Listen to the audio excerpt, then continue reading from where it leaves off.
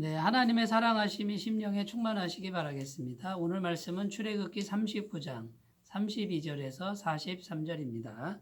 이스라엘 자손이 이와 같이 성막 곧 회막의 모든 역사를 마치되 여호와께서 모세에게 명령하신 대로 다 행하고 그들이 성막을 모세에게로 가져왔으니 곧 막과 그 모든 기구와 그 갈고리들과 그 널판들과 그 띠들과 그 기둥들과 그 받침들과 붉은 물을 들인 순양의 가죽 덮개와 해달의 가죽 덮개와 가리는 휘장과 증거개와 그 채들과 속죄소와 상과 그 모든 기구와 진설병과 순금 등잔대와 그 잔 곧 버려놓는 등잔대와 그 모든 기구와 등유와 금제단과 관유와 향기로운 향과 장막 휘장문과 놋제단과 그 놋그물과 채들과 그 모든 기구와 물두멍과 그 받침과 뜰의 포장들과 그 기둥들과 그 받침들과 뜰문의 휘장과 그 줄들과 그 말뚝들과 성막 곧 회막에서 사용할 모든 기구와 성소에 섬기기 위한 정교한 옷, 곧 제사 직분을 행할 때 입는 제사장 아론의 거룩한 옷과 그의 아들들의 옷이라. 여호와께서 모세에게 명령하신 대로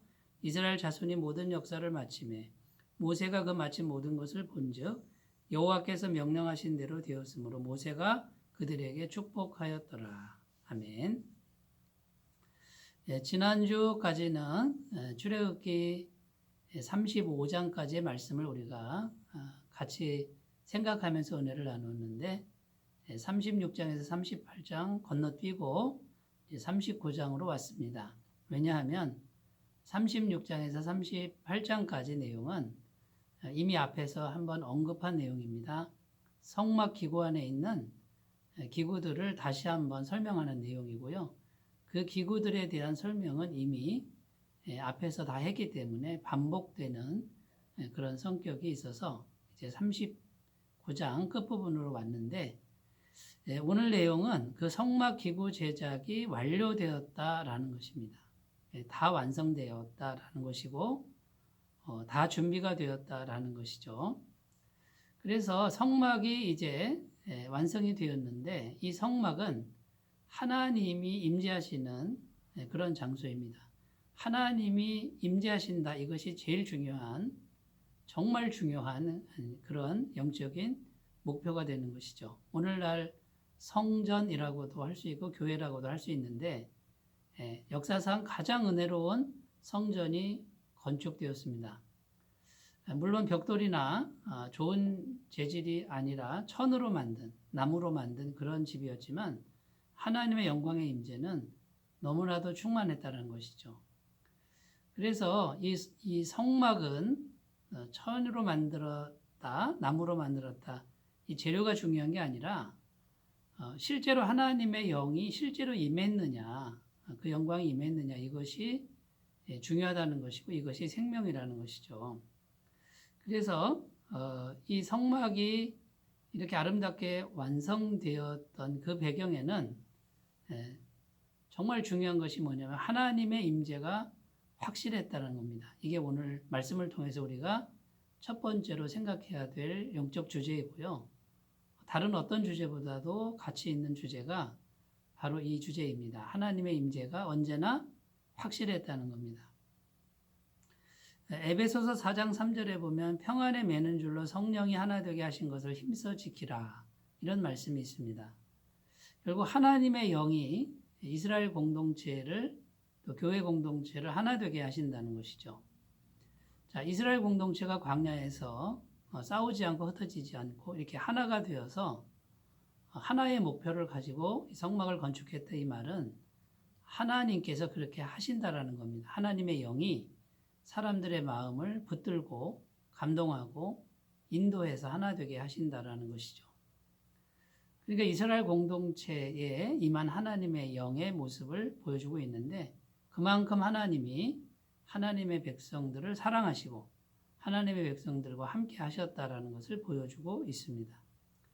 이 진리는 오늘날에도 변함없이 우리에게 적용됩니다. 우리가 부족하고 우리가 교만하고 목이 굳은 백성이지만 하나님이 우리를 사랑하시는 그 사랑이 너무 크기 때문에 언제든지 우리 마음 가운데 임하시고 때로는 완악할지라도 그 마음에 감동을 주셔서 하나님의 일을 하게 하시고 연합하게 하시고 모이게 하신다라는 것입니다. 사랑하는 여러분, 하나님께서 이 성막을 왜 그렇게 구체적으로 보여주시면서 이것을 반드시 만들어라 이렇게 말씀하셨을까요? 하나님의 영광의 임재가 더 확실해지도록, 더 강해지도록 그 시설을 만들어라 라는 것이고, 그 시설을 통해서 하나님의 백성들이 마음을 준비하는 것이 필요했기 때문에 이것을 꼭 만들어라 라고 한 것이죠. 그래서 이 성막이 완성됐다 이 말은 다른 말로 하나님의 임재가 언제든지 우리 가운데 임할 수 있도록 되었다라는 것을 보여주고 있는 것입니다. 자, 여기에 이제 신실한 주의 종 모세의 역할이 정말 중요한데, 이 모세가 성막을 만들어지기 전에 하나님의 임재의 통로가 되는 것이죠. 이 모세는 40년 동안 광야에서 생활하는데 40년 동안 계속해서 자기가 죽는 경험을 합니다. 자아가 죽는 경험을 하고요. 자기 야망, 자기 혈기, 자기 성격은 이제 바닥으로 내려가게 되고 오로지 하나님만 남은 그런 심령이 되는 거죠. 이 모세를 통해서 하나님은 얼마든지 이스라엘 공동체 가운데 임재하실 수가 있었다라는 것입니다. 사랑하는 여러분, 결국 하나님의 임재가 제일 중요한 것인데, 이 실제적 임재가 우리에게 임하기 위해서는 성막이 필요하고요. 이 성막은 결국 짐승의 피를 흘림으로 죄 사함을 완벽하게 이루어서 하나님을 만나는 것인데, 짐승을 죽이는 행위가 아니라 짐승을 죽일 때 내가 같이 죽는 것이죠. 나의 야망, 나의 욕심이 죽고 하나님만 남는 심령을 만드는 이제 그런 과정이 되겠습니다. 이것을 훈련하라는 것이고요. 우리가 정말 모세처럼 날마다 이것을 훈련한다 그러면 하나님의 영광의 임재는 우리 가운데 충만할 줄로 믿습니다. 자, 두 번째 우리가 생각할 것 33절, 34절에 보면 기둥과 덮개 이것을 먼저 이제 설치하고 다른 것들을 갖다 놓는 그런 내용이 나오는데, 이 기둥과 덮개가 뭘 의미하느냐라는 거예요.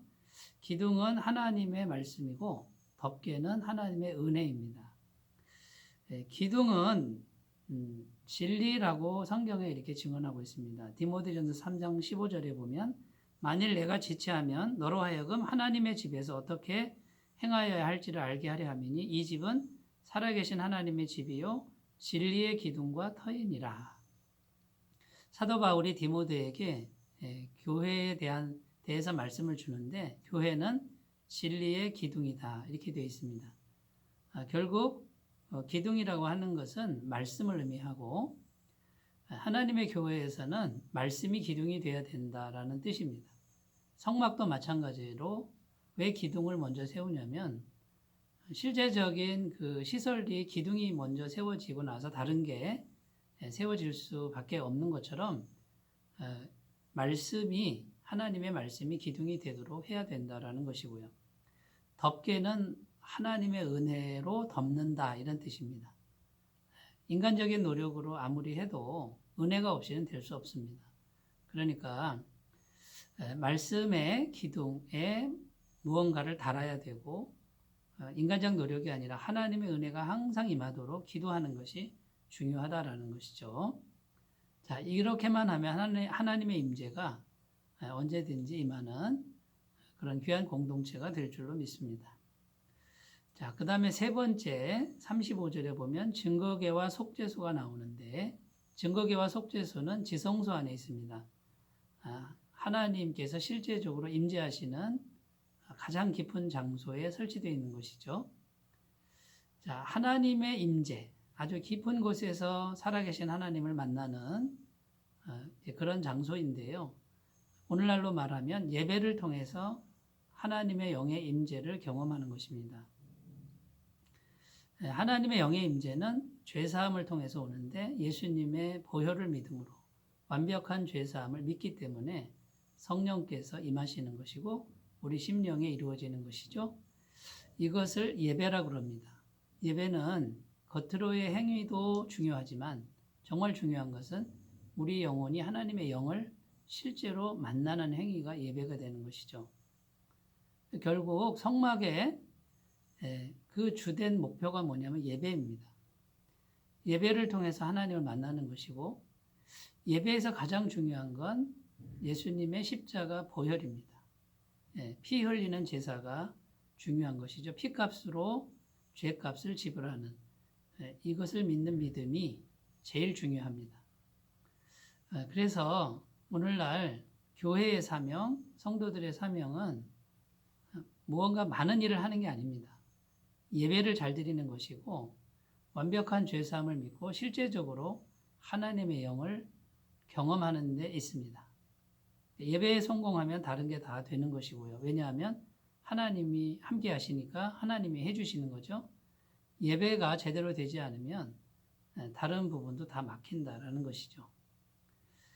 결국 이 성막에서 보여주는 가장 중요한 목적 지점, 목표 지점은 예배를 통한 하나님을 만나는 것이라는 것이고요.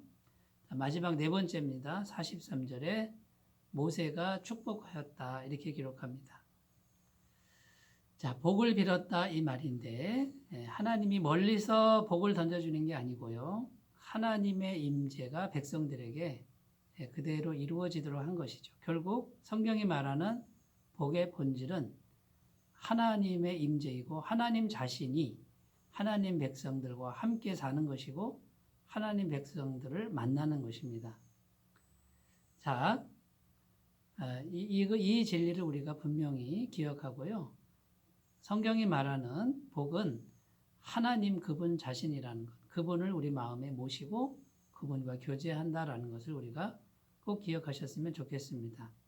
민수기 6장 24절에서 27절 말씀에는 여호와는 내게 복을 주시고 너를 지키시기를 원하며 여호와는 그의 얼굴을 내게 비추사 은혜 베푸시기를 원하며 여호와는 그 얼굴을 내게로 향하여 드사 평강 주시기를 원하노라 할지니라 하라. 그들은 이같이 내 이름으로 이스라엘 자손에게 축복할지니 내가 그들에게 복을 주리라.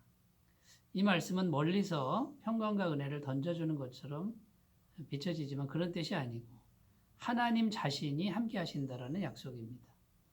날마다 주님과 동행하시길 바라겠습니다. 기도합니다. 하나님 아버지, 성막이 완성되었습니다. 하나님의 임재가 언제든지 우리에게 임하도록 모든 것이 준비되었는데 날마다 예배에 성공함으로 주님을 만나는 우리가 되게 하옵소서. 예수님의 이름으로 기도드립니다. 아멘. 주님의 임재가 충만하시기 바라겠습니다. 감사합니다.